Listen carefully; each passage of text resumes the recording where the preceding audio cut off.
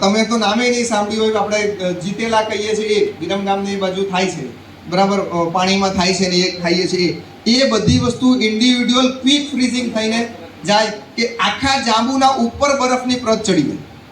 શું થાય?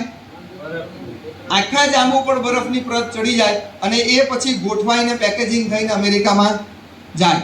અમે એ ફેક્ટરીમાં એવું જોયું હતું કે વેજીટેબલ સમોસા, નાના નાના જે સમોસા આવે એ તૈયાર થઈને જાય, ફક્ત તમારે તરીને ખાઈ લેવાના. હવે તમે વિચારો, એ ફેક્ટરી વડોદરાથી બી 60 કિલોમીટર દૂર હતી, બરાબર છે. ત્યાં બટાકા નથી છતાં બટાકાના સમોસા ત્યાં બનતા હતા. અને સમોસાની પટ્ટી હોય ને ઉપરની લોટવાળી પટ્ટી, બરાબર છે. તમને શું લાગે ત્યાં બનતી હશે? ના, એ પટ્ટી એમને મલેશિયા, ઇન્ડોનેશિયા, સિંગાપુરથી આવતી હતી. મસાલો અહીંયા બને, પટ્ટી ત્યાંથી આવે, પેક થાય અને પેક પણ એટલી અફલાતુન સ્ટાઇલમાં કે તમે આંખના 2 પલકાવો ને ત્યાં સુધી તો સમોસો તૈયાર થઈ ગયો. પાત્રા, પતરવેલના ભજીયા ટ્રીડિયસ પ્રોસેસ છે. પત્તા લાવો, કાપો, સાફ કરો, લોટ લગાવો, બાફો, વઘારો અને પછી ખાઓ, બરાબર છે. પણ આંખોને ગમે એવા એક જ સાઈઝના પતરવેલના ભજીયા તૈયાર થઈને વઘારેલા, તલ બલ બધું નાખીને વઘારેલા અને પેક થઈને જાય. તમારે ખાલી કંઈ જ કરવાનું નથી, ઓવનમાં મૂકીને ગરમ કરીને ખાઈ દેવાનું છે. જો દુનિયા એટલે આગળ પહોંચી જતી હોય તો પછી હજુ તો આપણે પાપા પગલી માંડી જ નથી. હજુ તો વિચારીએ છીએ કે પગલું મૂકવું કે મૂકવાનું વિચારીએ છીએ. કેમ કે નક્કી તો ઘણી વખત કરીએ મૂકી દઈશું, પણ પછી વિચારીએ પડી જઈશું તો પછી આપણે બધું માંડી વાળીએ છીએ. અને વસ્તુ કેવી છે, અર્લી બર્ડ્સ એક શબ્દ કહેવાય છે કે તમે બજારમાં જેટલા જલ્દી ઉતરશો એટલા વધારે પૈસા કમાવી શકશો. પહેલા 13 રૂપિયાની 14 રૂપિયાની 1 મિનિટનો કોલ થતો હતો. વચ્ચે તો એવો સમય આવ્યો કે ફ્રીમાં થતો હતો, બરાબર છે.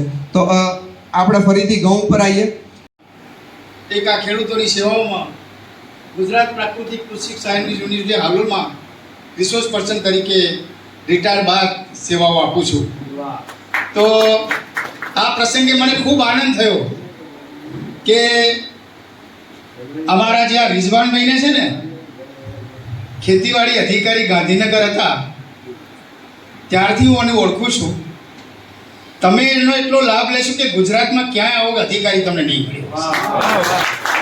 એનો સાક્ષી હું છું. અમારે ત્રિપાઠી સાહેબ આઈએસ હતા અને આઈએસ અધિકારી અમારા 33 જિલ્લાની રિવ્યુ મિટિંગ લે. કોને કેટલી ગ્રાન્ટ, કયા ડિપાર્ટમેન્ટમાં કેટલી ગ્રાન્ટ, શું કામગીરી થઈ એનું રિવ્યુ.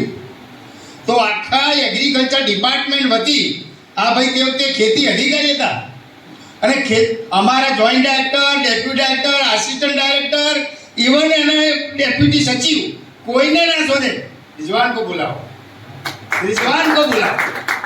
એટલે આજે હું એક લાગણી અને ગર્વથી તમને કહું છું કે આજે આપણો નવો ટ્રેન છે આપણો. તો આ ડેસ્ક પર બિરાજમાન મારા સાથી મિત્રો અને એફપીઓ અને જે જિલ્લા ખેતી આપણે અમારા જેજી પરમાર કે એ પણ મારી સાથે પોરબંદરમાં જિલ્લા ખેતીવાડી તરીકે કામ કરેલું છે. અને હું તે વખતે જોઈન્ટ ડાયરેક્ટર રાજકોટ ડિવિઝનમાં હતો. તે વખતેનો સમય પણ કામગીરીમાં એટલો જ એમનો ઉત્સાહ. અને એ જ કરીએ આજે એક ક્રીમ ખેડૂતો ભેગા કર્યા છે. આ ક્રીમ ખેડૂતો કે જે ઇન્ટરેસ્ટેડ છે અને એમણે જે પીની વાત કરી અને સની વાત કરી, તો સમય અને પરિવર્તન આ બંને ખૂબ હવે જરૂરી છે. અમે તો નિવૃત્ત થઈ ગયા, પણ હવે તમને ખબર છે કે ગુજરાત સરકાર કે ભારત સરકાર ખેડૂતો હવે પોતાની પ્રોડક્ટ જાતે કરે અને કુદરતી સ્ત્રોતોનો મહત્તમ ઉપયોગ કરી એને નેચરલ તરફ લઈ જાય એવો એક આયામ ભેગો થયો છે. તો આપણે જે ખેડૂતો ઇન્ટરેસ્ટેડ છે, રસવાળા છે અને આખી પ્રોડક્ટ, કારણ કે હવે તમને તો ખબર છે કે ખેતી એક વ્યવસાય એવો છે કે બ્રાન્ડની નહીં કરો તો એ નહીં ચાલે. આજે બ્રાન્ડની તમને વાત કરી, આખી સિસ્ટમ કેવી રીતે ઊભી કરવી એ પણ કહ્યું તમને. બાકી કહ્યું કે પ્રાકૃતિક production, processing, packaging, price, people અને પ્રોડક્ટ આ બધાને સાથે સાથે મળી અને નેચરલ ફાર્મિંગ યુનિવર્સિટી, આપણું ગવર્મેન્ટ ઓફ ગુજરાત અને આ એફપીઓ ત્રણેયને સાથે મળીને કામ કરવાનું વચન પણ એમણે આપ્યું કે તમે કામ કરો, જો અટકશે ત્યાં અમે છીએ. તો નેચરલ ફાર્મિંગ સાયન્સ યુનિવર્સિટી અમારા રામાણી સાહેબ એ પણ અમે તમને સપોર્ટ કરીએ છીએ. અમારા લીંબડિયા સાહેબ, વીસી સાહેબ પણ તમારી સાથે છે.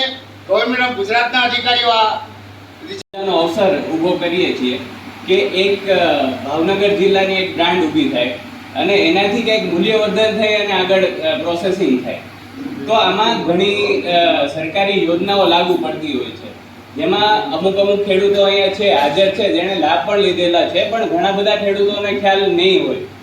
તો કાંઈ પણ રો મટીરિયલ છે એને માર્કેટમાં વેચીએ અને એનું કંઈક મૂલ્યવર્ધન કરીને આપણે માર્કેટમાં વેચતા હોઈએ તો અત્યારે આપણે બધાએ આટલા સમયમાં એ જાણ્યું કે ઘણા બધા ફાયદા છે અને એના ફાયદા આપણે ભવિષ્યમાં જોવાના છીએ. તો એવી એક બે સરકારી યોજનાઓ છે જે માત્ર ને માત્ર ખેડૂત હિતલક્ષી છે અને માત્ર ખેડૂત માટે નહીં, કોઈ પણ એન્ટરપ્રેન્યોર માટે બહુ કામની છે. એવી યોજનામાંથી એક છે PMFME યોજના, prime minister formalisation of micro food enterprise નામની PMFME યોજના છે.